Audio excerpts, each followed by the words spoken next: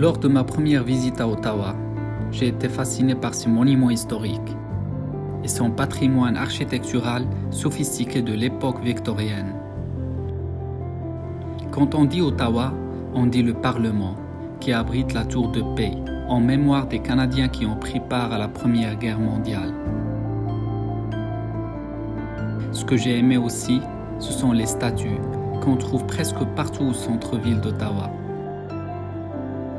Derrière chaque statue, toute une histoire fascinante. Comme la sculpture nommée « Les femmes sont des personnes », qui rend hommage aux célèbres 5 femmes qui étaient les premières à militer en 1928 pour le droit des femmes canadiennes de siéger au Sénat. Ou encore celle d'Oscar Peterson, l'un des plus grands musiciens du jazz du monde. Et les 7 figures des principaux combattants qui ont uni leurs forces pour arrêter l'invasion américaine. Ottawa, c'est aussi le canal Rideau. Classé par l'UNESCO en tant que premier site du patrimoine mondial en Ontario et 14e au Canada.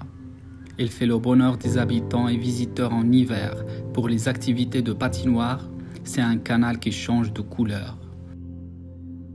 Durant les autres saisons, c'est l'endroit par excellence des activités en plein air.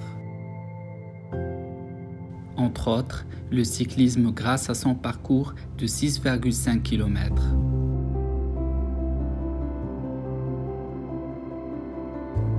Ce canal abrite aussi pas mal de ponts.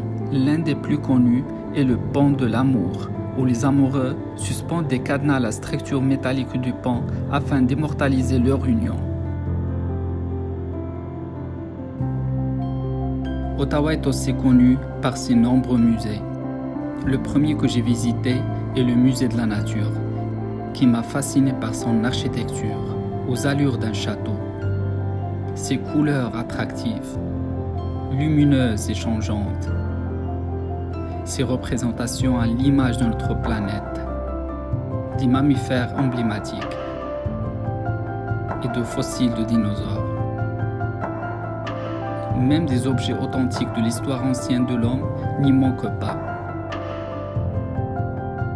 Avec ses étincelles d'authenticité et de modernisme, la flamme de cette ville riche restera toujours allumée.